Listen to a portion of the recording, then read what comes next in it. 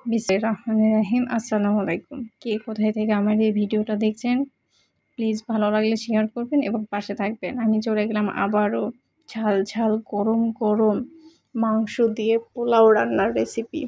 অনেক মজা এবং অনেক দুর্দান্ত খেতে। একবার এরকম বাসায় রান্না দিয়ে পোলার চাল দিয়ে রান্না করে দেখবেন, অবশ্যই খেতে দারুণ লাগবে এবং ভালো লাগবে। বাচ্চারা তো সবসময় এরকম খাবার পাইলে তো কথাই নেই, অনেক অনেক মজা এবং অনেক তৃপ্তি করে খায়, অনেক ভালো লাগে, সবাই পছন্দ করে।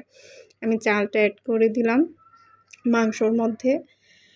চালটা আমি আগেই ধুয়ে এরকম ছাকার মধ্যে তুলে রেখেছি যাতে পানিটা ঝরে যায় এবং আমার রান্না করতে কষাইতেও যেন সুন্দর হয়। এরকম মাখানোর মধ্যে আমি ভালো করে কষাবো। যত কষাবেন তত পোলার রান্না ভালো হবে এবং তত খেতে দুর্দান্ত লাগবে এবং ভালো লাগবে।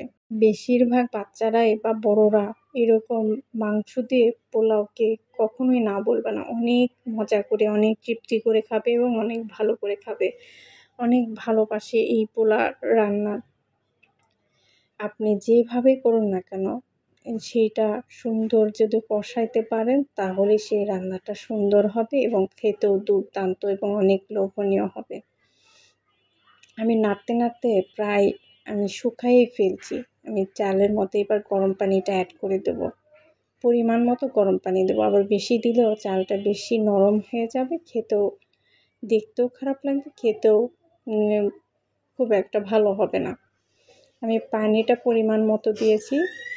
আমি কিছুক্ষণের জন্য আবার ঢাকা দিয়ে দেবো। ওপরে একটু লবণ দিয়ে দিলাম। আমি লবণটা সবসময় পরে অ্যাড করি। আপনি আগে যদি অ্যাড করেন কষানোর সময় তাহলে লেগে ধরবে এবং নিচে পুড়ে যাবে। লবণটা যদি গরম পানি দেওয়ার পরে অ্যাড করেন তো কোনো অসুবিধা নাই, অনেক ভালো হয়, খেতেও দুর্দান্ত এবং অনেক মজার হয়।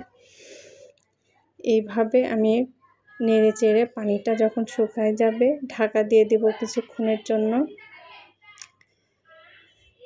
অনেক অনেক ভালো লাগে এই খাবার, এই রান্নার বিরিয়ানিটা। আমার শুকায় গেছে, আমি অল্প আঁচে ঢাকা দিয়ে দিয়েছি।